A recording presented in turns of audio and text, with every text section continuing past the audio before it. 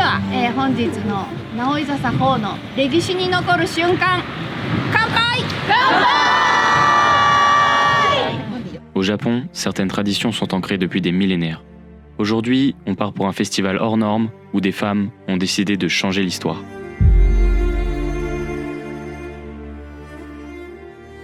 Ça fait une dizaine d'années que j'habite dans la préfecture de Aichi, dans la ville de Nagoya. Et depuis 10 ans, je me rends tous les ans au même festival.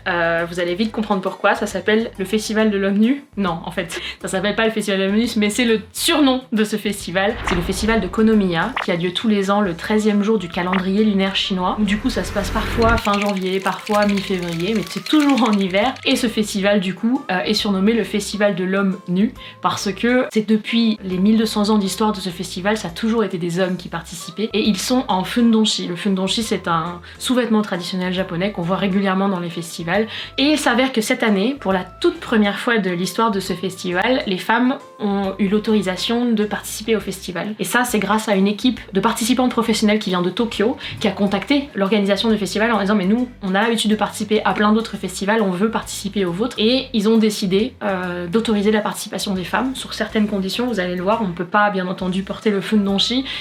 On devait être quand même vêtus, mais ça reste un pas en avant formidable. Et c'était l'occasion pour moi de participer pour la première fois à ce festival.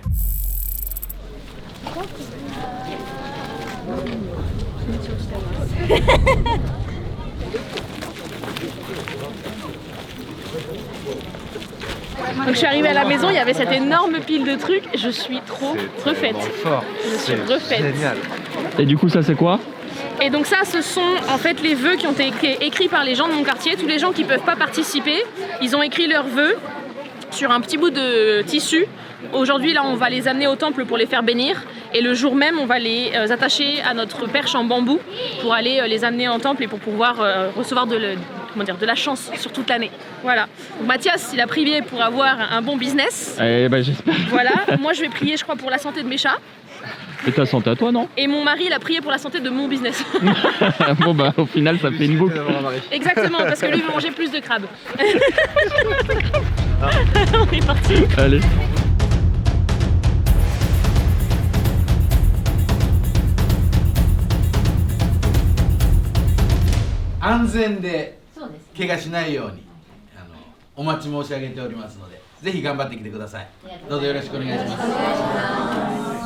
Donc la première étape qu'on a fait, une fois que la responsable de l'équipe m'a remis nos happy, qui sont ces jolies petites vestes aux couleurs de l'équipe, on est allé faire la prière dans le temple de Konomiya. Donc c'est une prière qui se passe plusieurs jours avant le festival, où on a eu la chance du coup de rencontrer l'homme sacré. Et il y a un homme qui est sélectionné parmi des volontaires, mais il est sélectionné au hasard. Et cet homme-là est désigné comme étant l'homme sacré. Il va être rasé des pieds à la tête, mais genre...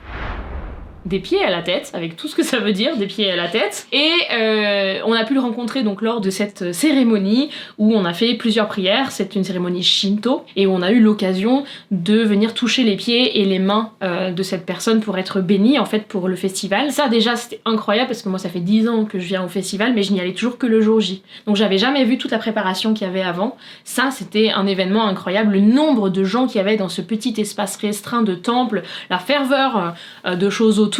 C'était vraiment une expérience incroyable et surtout à partir de ce jour-là, moi j'avais la télé qui me suivait, qui suivait du coup plusieurs femmes qui participaient pour la première fois à ce festival et donc moi étant étrangère en plus du reste, c'était pour eux un sujet visiblement passionnant et donc on a été filmés tout au long de cette prière-là. カメラが入ってるので皆さんバッチリお化粧ねウォータープルーフでいらないから大丈夫いや嬉し涙じゃあそういうことで今日はこれで終わりますお疲れ様でしたは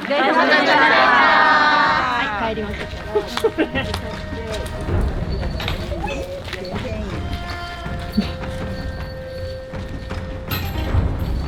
Après une dernière prière au sanctuaire, retour au calme jusqu'au Matsuri, le surlendemain.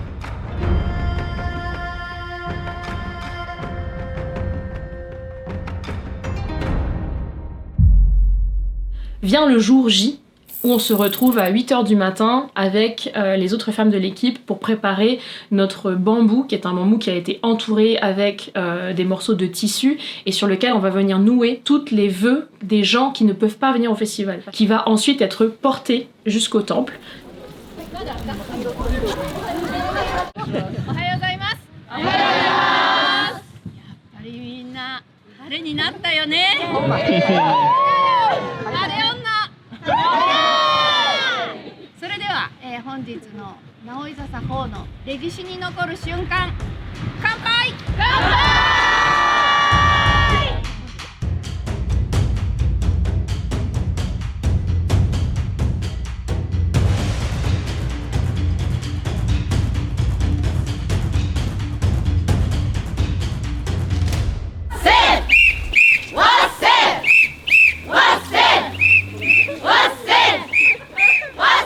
Le ois en fait français, ois en fait en japonais, bah là pour ce festival là c'est wassoi ou wassai, suivant les différentes teams, tout le monde dit pas la même chose et en fait sur tout le long de l'archipel vous allez avoir d'ailleurs des variantes, c'est pas un seul mot comment dire national.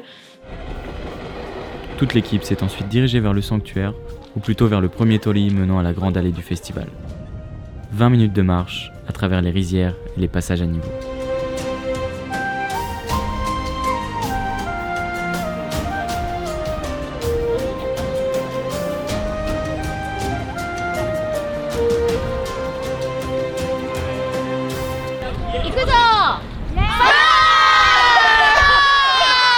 Mais donc on va amener en faisant des allers-retours, en zigzagant sur l'allée qui fait à peu près 1 km, ce morceau de bambou jusqu'au temple.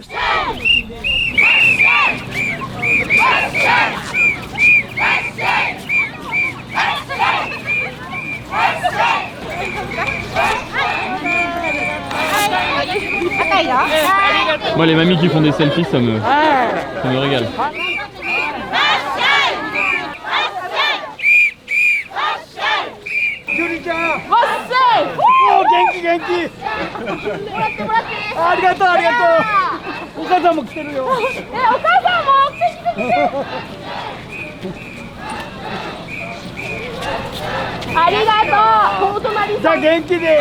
Ah. C'est ton voisin? Oui, c'est mon voisin.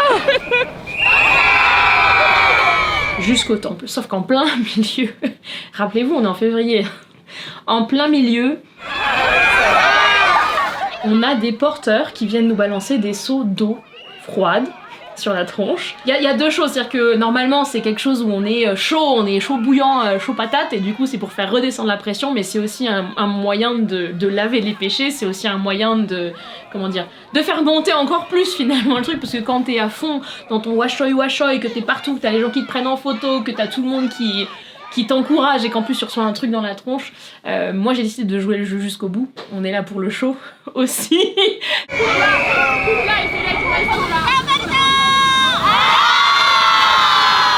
Et on arrive dans la dernière ligne droite, on arrive au temple et donc en fait on va venir porter le bambou jusqu'à l'intérieur du temple, c'est-à-dire qu'à un moment il y a une barrière et ce sont les moines du sanctuaire, du coup c'est pas un temple, c'est un sanctuaire, qui vont venir récupérer notre perche en bambou et en fait elle va être incinérée le soir dans une cérémonie qui se passe encore vraiment tout à la fin. Voilà, ça c'est la première partie du festival et c'est la partie sur laquelle les femmes sont autorisées à participer. Une fois que nous on était passés dans la matinée, toutes les équipes d'hommes se sont succédées dans l'après-midi. Je suis trop contente. J'ai réalisé un des rêves que je voulais faire depuis genre 10 ans, que je suis la même équipe. Donc là, je viens de réaliser un des rêves, des trucs que je voulais faire au Japon dans ma vie au moins une fois. Maintenant, si je peux le refaire les autres années, clairement, je vais pas me gêner. C'est incroyable. Génial. Une expérience. Je suis trop prête. Mina dodatta.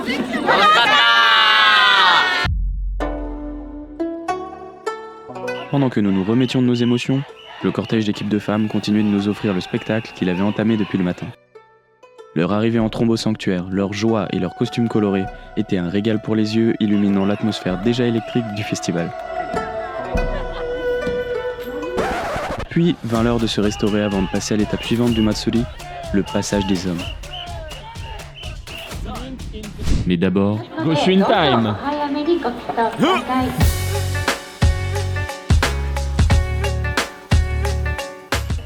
Portant une perche semblant très lourde, ils avancent tout au long de la procession sur le même parcours que celui emprunté par les femmes auparavant.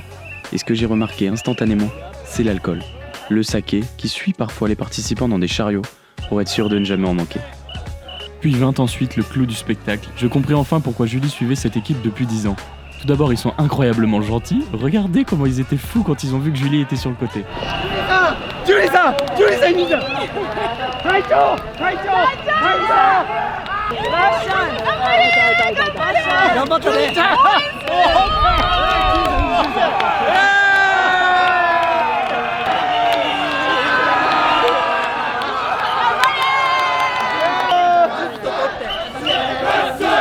Et deuxièmement, ils sont complètement fous. Je vous laisse avec les images.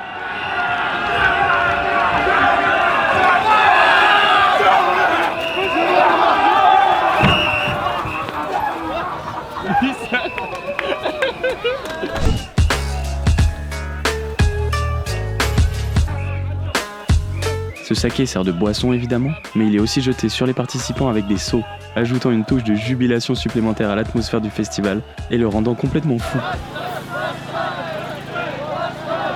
Nous avons passé toute l'après-midi à observer ce spectacle hors norme qui vaut le coup d'être vécu au moins une fois dans une vie, je vous l'assure.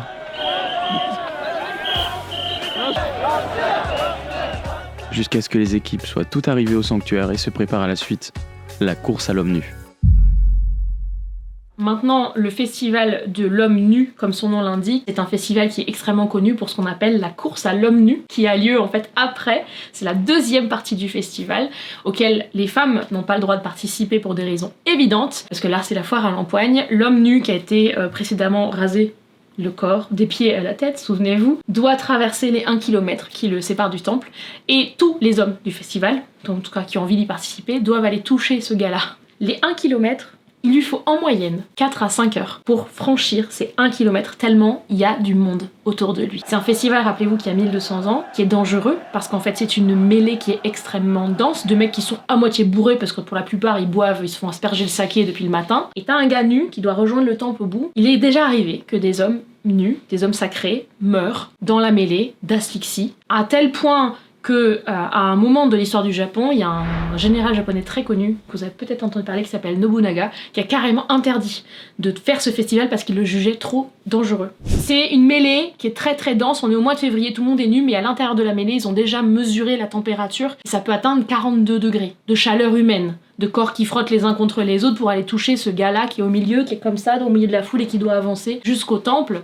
Donc c'est impressionnant à voir. Moi en général à ce moment-là, je rentre chez moi puis je le regarde depuis la télé parce qu'on a les caméras de télévision, il y a des hélicoptères qui filment tout ça et la vision est bien meilleure depuis la télé que quand on est au sol en fait pour regarder ça. Mais ça reste un événement vraiment incroyable à vivre. Moi mon rêve il est surtout que un jour il n'y ait plus ni d'équipe ou d'hommes ou de femmes, mais juste des équipes et que dedans il y ait des femmes, il y ait des hommes, il y ait des gens. En fait, des équipes de gens, peu importe leur genre, qui puissent participer et puis qui puissent faire continuer à vivre ce festival. Là, on parle de 7000 participants, donc bien entendu, c'est pas un festival qui est au bord du déclin et potentiellement, ils avaient pas besoin de faire participer des femmes pour que le festival perdure. Celui-ci, mais en même temps que nous, on avait l'occasion de participer, il y a un festival de l'homme nu à Akita qui a dû cesser complètement. Ils ont décidé d'arrêter complètement le faire ce festival parce qu'ils avaient plus assez de participants. Je pense que ça répond quand même à une problématique qui est moderne dans un Japon où les femmes sont en train de prendre un peu plus de place, où on est encore très très loin de l'égalité des genres. Le Japon est quand même classé extrêmement bas dans la liste des pays. Et ça, c'est juste un petit pas de plus et je suis vraiment contente d'en avoir fait partie. J'ai reçu du soutien de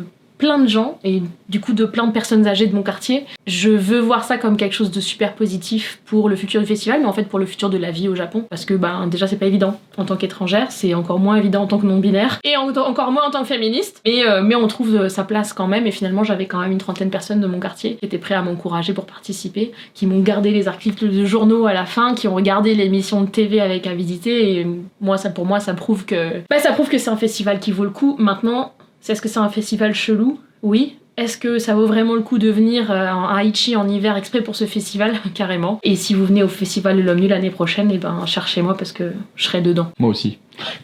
Peut-être.